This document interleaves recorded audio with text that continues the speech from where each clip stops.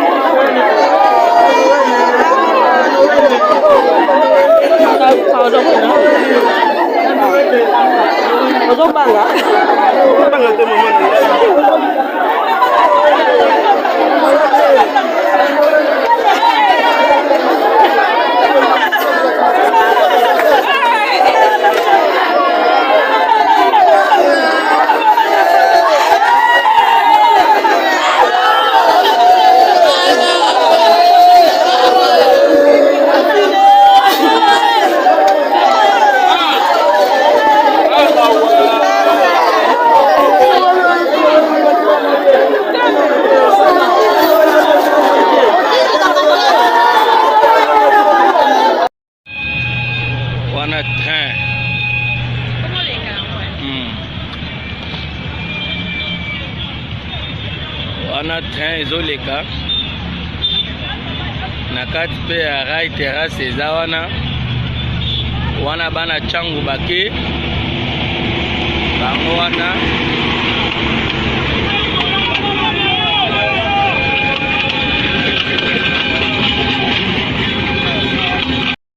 donc merci beaucoup touti koloba que likambo makasi au total na image bandeko bakufi ba vendeuse ba vendeur bakufi na Matadi Kibala kuna à cause ya câble ya singa ya inga neto mesana kobenga singa inga euti na inga kuna na Congo central et que nati na Shaba to na Katanga et les capé na Matadi Kibala ndenge les cas par-ci par-là na kati ya mboka Congo.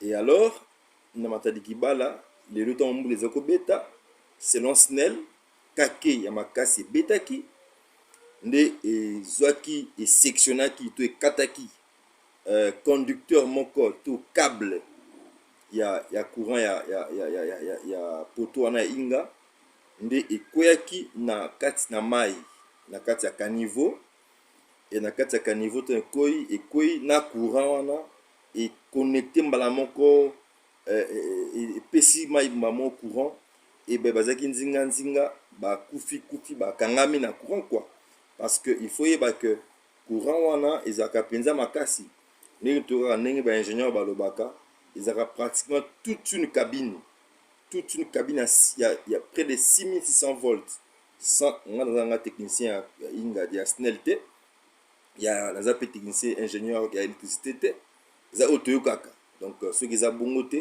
ne maintenez pas rigueur. Mais ce que nous savons, c'est que ba singawana eza non isolé et puis ezaka na courant ya masekite courant ya masekite d'ailleurs ce aux quand même na C je crois tant dans les cas une fois côté à Bandundu tant tous les cas na C na ngona mutuka to sentir vibration penza ya courant na ba câble wana et même na Singainga na quartier moko Singainga na Bibwa sozo les cas na C kuna okezo vibrer donc ezaka penza makasi liton e koti bon na kati na caniveau bandeko bakufi ebele plus de 26 au bakufi bakufi ebele epesi pasi kotala mama oyo abimaki na ntongo ake kokopere ake koteka mwa épice na ye surtout image bomoni mosusu mama mosusu alali na kati ya baaubergine epesi pasi mpenza epesi pasi ndeko ayekosala wenze akufi ndeko mpe abimaki na ye azoleka akutana likama ya ndenge wana epesi pasi makasi ederange makasi vraiment biloko ya boye eza biloko ya malamu te oyo na mboka oyo etondi nkita na mboka oyo etondi makambo ebele na mboka oyo etondi bato ya français. Vous savez, na Kinshasa, na Congo, les gens vous parlent français. Hein? Les gens vous mettent le costume, la veste, la zola tango fort. Les gens vous roulent dans les grandes jeeps. Ils disent, est-ce que tu me connais? Est-ce que tu me connais? Mais Babilo kwa boyezo comme l'Arabiso, même en pleine capitale, c'est très grave. En tout cas, PC c'est ngoté. Et PC et c'est ngoté. Ce n'est pas l'occasion pour s'autodétruire. C'est-à-dire, opposition et attaquer majorité et répliquer, tout ça, non. Je pense que situation oyo, il faut tout analyser en anglais. Et que l'État congolais, il faut tirer toutes les conséquences qui s'imposent. Parce que tant biloko ezo koma, ezo tali sa faiblesse, il y a État congolais. Faiblesse, il y a autorité congolaise à tous les niveaux, s'il vous plaît. Ce n'est pas quand même bien. Miko elekaki balenyen des zindaki. Miko elekaki balenyen des zindaki. Lelo tolamuki. Oh non, câble et bombat. 26 atayomo.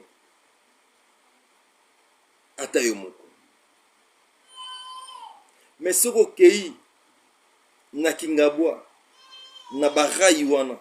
Okomona ke, na barayi wana, et comme ba terrasse. Et deux fois, ozomona train, ezoya. Na mon image moko wana sur Facebook, je crois. Na mon image moko pesi passe. Train ezoya penza. Mais bato batani bakiti ya plastique en même le rail. Là c'est normal. Là c'est normal. Tozela bato bakufa. Neto sala ba émission ke epesi passe. Tozela bato bakufa. Neto ya siko ebele pona ko bimisa ba français ba gros mots toyebi. Non. Ce qui s'est passé, ce qui est arrivé à Matadi Kibala, au marché de Matadi Kibala, doit interpeller toute la population congolaise, commençant par nos autorités municipales, nos autorités provinciales et pourquoi pas nationales. L'heure est très grave. L'heure est à la prise de conscience. L'heure est à la prise de conscience. On ne peut pas mourir de cette façon. On ne peut pas mourir de cette façon. C'est vrai. Ils sont morts. On peut nous opposer que ailleurs Peko Salema. Mais nous ne sommes pas appelés à être comme ailleurs. C'est comme ton enfant qui va à l'école, qui échoue. Et il va te dire, papa, tu ne sais pas, dans ma classe, il y a aussi de ceux-là qui ont échoué. Donc, il veut justifier son échec. N'a échec. Il va te misous. Ce n'est pas bien. Ce n'est pas bien. Ce n'est pas une bonne chose. Ce qui s'est passé à Matadi Kibala, ils ont fait ça vraiment, vraiment passé. Vous vous souviendrez dans l'année Leki, il y a un jeune couple, Koufaka Aboye, incendie bête Nandako, Nabutu, Mobali, Mwasi Nazemi, Mwana Bango, Mama Bokilo, Bazika Ndako Mbimba. Incendie Pela Bazika, un jeune avec qui j'ai étudié à l'université. Akoufa. Akoufa. Vous savez, parmi les 26 ouanas, combien de députés Bakei? Combien de mamans au Bako Sungapé? To Basungapé déjà Congo Bakei. Et si leur famille ne vivait que dans mon bon ouana, ma famille est-ce qu'elle n'a pas si? Est-ce qu'elle n'a pas si pourquoi? Il faudrait savoir, Bandeko, que Bisika o wana wenze zali, à moins que je me trompe, eza wenze ya mutu privé te. Eza wenze ya l'État, wenze ya commune, eza wenze ya liloti, eza wenze ya kala. Bandeko batikaka na wenze wana, bafutaka batike. Tike futamaka na wenze wana. Wenze wana exista, pe exista toujours. Pe ba singa inga wana ezali. Ezate ke singa inga ba eko tsango mikolo. Ba singa inga ezala. Batu ba eko tonga wenze na se ya singa inga. Et ceux qui pour landeli, oko remarquer que ndibana ya wenze, nzinga nzinga, je crois bien qu'il y a encore des gens qui ont construit na se ya singa inga. Au vu et au su, il y a l'État congolais. Ce qui est très grave. Liwa bandeko, il y a sommité à passe, il y a gravité. Sommité nyonso, il y a souffrance, il y a douleur, il y a colère. Bandeko, il faut perdre 26 âmes, 26 personnes, te perdre bango boy. Ça fait mal. Mais ce qui fait encore mal, c'est de constater que les gens sont sous cette ligne à haute tension, au vu et au su des autorités congolaises. C'est ce qui fait mal. C'est ce qui fait mal. Ça coûte quoi à l'État de rétablir de l'ordre? L'État congolais doit rétablir de l'ordre. Événement Matadi Kibala, il faut un événement de trop où l'État congolais, il faut bête à l'obok qu'on a mis ça. Il faut bête à l'obok qu'on a mis ça. Sinon l'État est complice de nos morts. L'État est complice de nos morts. Il y a une loi qui existe depuis 2014. La loi numéro 14/01 du 17 juin 2014. Relative au secteur de l'électricité. La loi SNEL. Loi Nezoloba clairement dans l'article 120.9 na point 11. Loi Nezoloba clairement dans l'article 120.9 na point 11. Loi Nezoloba que eza infraction botongi tope kope sanzela ke batu batonga likolo to na se ya singa ya courant to ba lignes électriques donc ndenge ba singa inge leka wana loi elobi ke epekisami na mutu atonga na se soki mutu a autorisé eza infraction. Voilà point 9. Na point 11. Loi ezoloba occupation nyonso ko vanda, ko zala, ko exercer activité commerciale, ko sala musala na se ya singa inga, na se ya emprise, ya ba installation électrique, ya domaine public, eza infraction. Tomi tuna siko. C'est qui a construit le marché Matadi Kibala c'est ya courant singainga? C'est qui? C'est qui a construit? C'est qui a institué ce marché? Ce marché-là appartient à qui? Qui a autorisé qu'il y ait un marché dans ces emprises? Il y a courant, il y a SNEL. Est-ce la SNEL? Est-ce la commune de Mongafula? Est-ce la ville de Kinshasa? Est-ce le ministère des Affaires foncières? Question mark. Question mark. Vous comprendrez avec moi que nous devons, il faut total alikambo au-delà ya Baïbakoufi. Pourquoi? Pour bande comme Moussouba Koufate, supposons qu'il y a encore une pluie qui vient, il y a encore une foudre. Qu'il y a encore une foudre, parce qu'au lieu de côté à Wenze, et je lis côté à Batouba Vanda. Non, puis exemple simple. Na quartier Mantere, na Ntsele, na Bibwa, na quartier Mantere. Batu batongi na se singainga. Batongi penza. Banda kitoko. Bazola la bazolia isika wana. Na emprise publique. Batongi.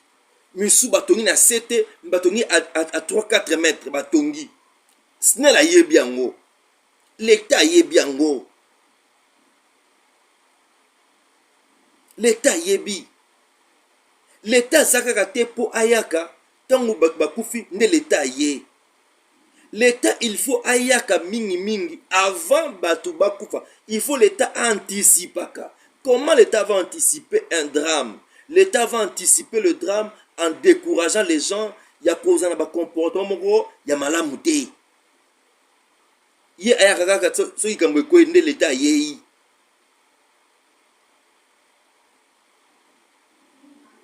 Supposons que Mboula Moussou Beti, Kake Beti, Kaka na quartier Mantere par exemple. Mboula Beti na bouf, Kake Beti. Et que Basine Katan Ekoeli Banda Kouana. To Ekoeli Bana Ba Osakana. Obi perd tout ça. Pourquoi ne pas les déplacer de là? Pourquoi ne pas venir qu'au bouka? Au lieu de perdre bino, de perdre des mandats qu'on a bino, mais de perdre binoté. Le Congolais est très cher pour le Congo. Bande konangai. Le Congolais azaliba na mboka, azana kati ya mboka, azana province, aza très cher pour le Congo. Une âme congolaise qui tombe bêtement comme ça, lâchement comme ça fait mal pour le Congo.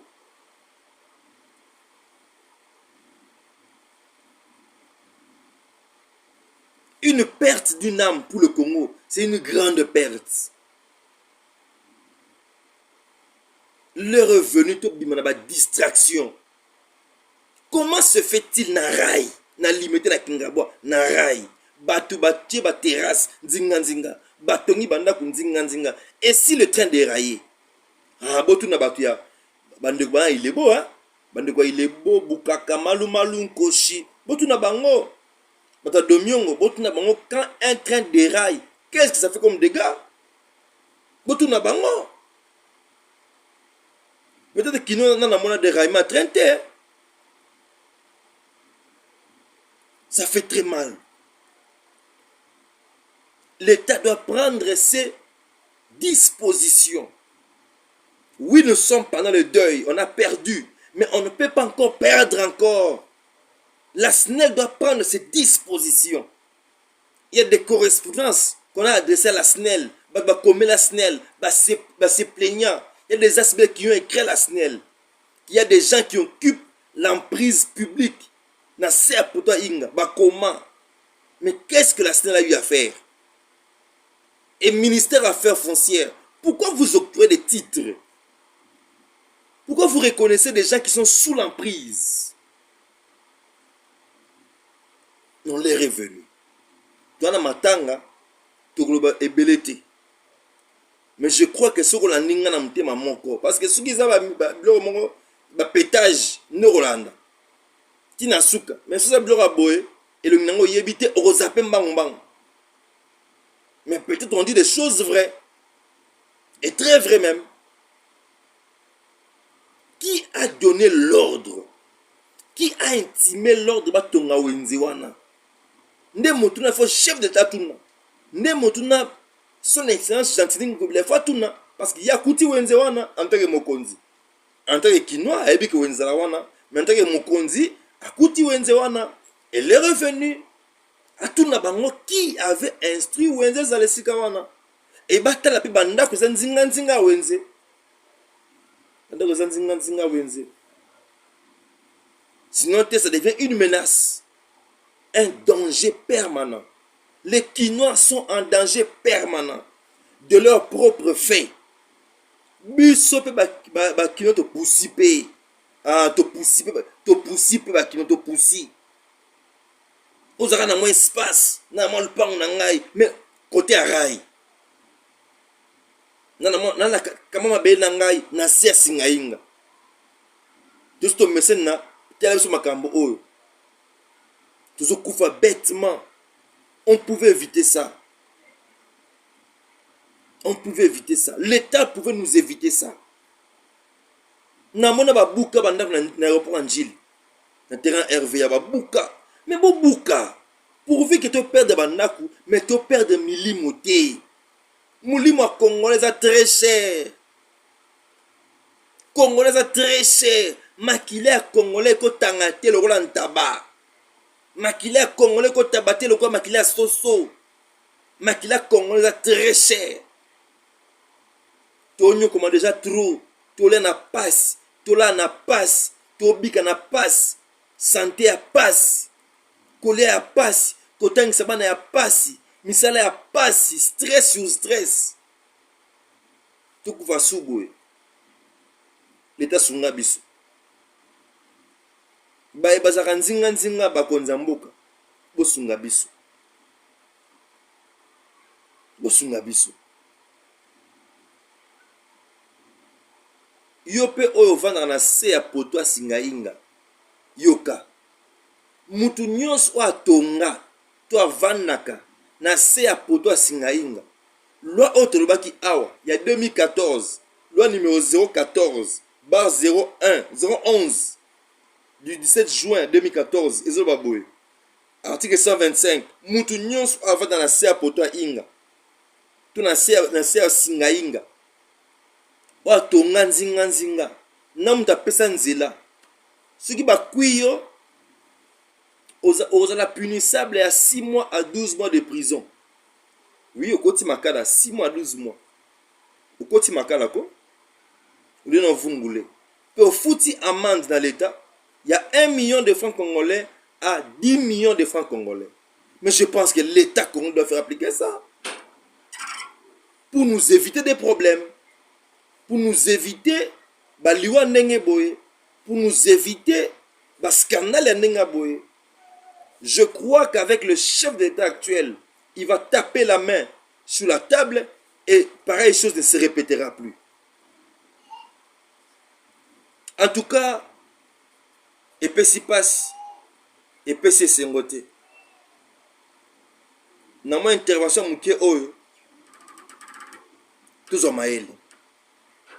Biso ba Kinois to tonga bitongela mwanza te, to vanda bivandela mwanza te, to mi exposaka pe mingi te, to yebite mukolika mekoya pe l'état congolais to akabana yo soko moni ke to tongi bitonga tonga to vandi vanda vanda zongisa biso nzela.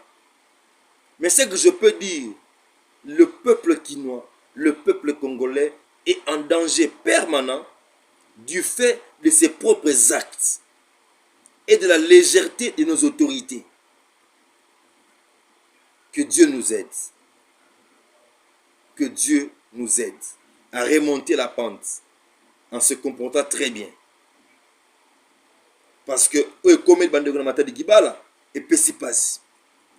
Ministère Affaires foncières, Téléma Sikoy. N'octroyez pas de titres à de tels mais plus raboué. Le pont zinga zinga na rai. Le pont na sia singa inga. Ne créez pas de titres à des gens pareils. Découragez de tels comportements.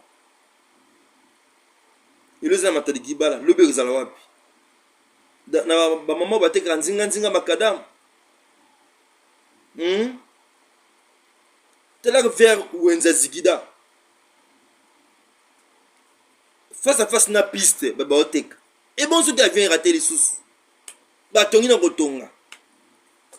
On attend qu'un avion tombe là-bas.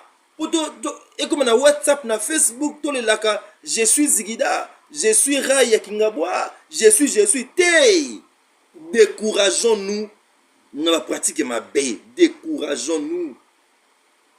Tout changer. Tout avoir conscience. Tout kamata conscience. Le Congolais meurt de ses propres actes et de la légèreté de nos autorités. Et je crois bien, j'ose croire qu'avec ce qui s'est passé, nos autorités vont prendre conscience de tous les dangers dans lesquels nous, le peuple, nous sommes empêtrés nous-mêmes. Et le Mouna Bango. Et je crois qu'il y aura un civisme, il y a découragement. Il faut que le civisme soit appliqué. Voilà pourquoi biso na fondation Grande Verte Tolobakakutuke, il faut que changement de mentalité, bate yango ban na maternelle parce que biso mitu eso epola, biso babongo eso epola, to koma na babongo ya plastique. To koma na babongo, kongola koma na babongo ya plastique. Esu bongo normal te, et koma bongo ya plastique. Faut bakata biso mitu. Bakata biso mitu babwaka. Changement de mentalité. Il faut être yama na ba école primaire, maternelle, na ba secondaire, na ba humanité, voire même à l'université, na ba misala, ba te abatu le civisme. Le lenga kozala. Comment tu peux vendre cela? Ote kana balabala, ote kana balabala. Yona makadam 0 mètre. 0 mètre. Mutu ko le kotuyo. Tango okufa to likameye. To ba non Tshisekedi. Pour nous silisa, to sengi na biso, to zala conscient. Na ba danger o to zomi lokela. O esalemi na matadi kibala et pesi passe pe mao. Mes condoléances ebele na ba famille ekufeli, na biso ba kinois, na biso ba congolais, na ba konzamboka. Tozwa fimbu bozongisa biso na nzela tozaka bana bino biso mpe bakino bakongolais tobanga makama. Une vie congolaise est très chère pour le Congo. Une âme congolaise est très chère pour le Congo. Le Congo n'a pas besoin de perdre des âmes bêtement. Le Congo a besoin de gens qui vivent longtemps et qui meurent fatigués de la vie. Et non des gens qui quittent leur maison, qui quittent leur domicile pour aller travailler, pour aller chercher de l'argent. Et ils ne savent plus revenir chez eux parce que un drame, une catastrophe leur est arrivé. Oui, une catastrophe vient brusquement, mais elle peut se prévoir. On peut prévenir une catastrophe. On peut prévenir un drame en évitant certains comportements. Regardez tous ceux qui occupent les rails à Kingabwa et ailleurs, même à Kanang. Recadrez-les. Recadrez tous ceux qui sont sous les emprises publiques de l'État congolais. C'est leur revenu pour la SNEL de faire un travail commençant par Inga. Côté emprise, est-ce que c'est là? S'il y a des gens sous les emprises, bolon là-bas, délocalisez-les. Ministère Affaires foncières, faites votre travail. Retirez les titres de propriété. Bazana infraction, bazana erreur. Na peuple, na gouvernement, tout sungan. total elana likambo et pesi passe. On se retrouve au prochain numéro à la même chaîne. Que Dieu bénisse le Congo et que Dieu donne l'intelligence et la sagesse à nos autorités et à nous, le peuple congolais. Merci.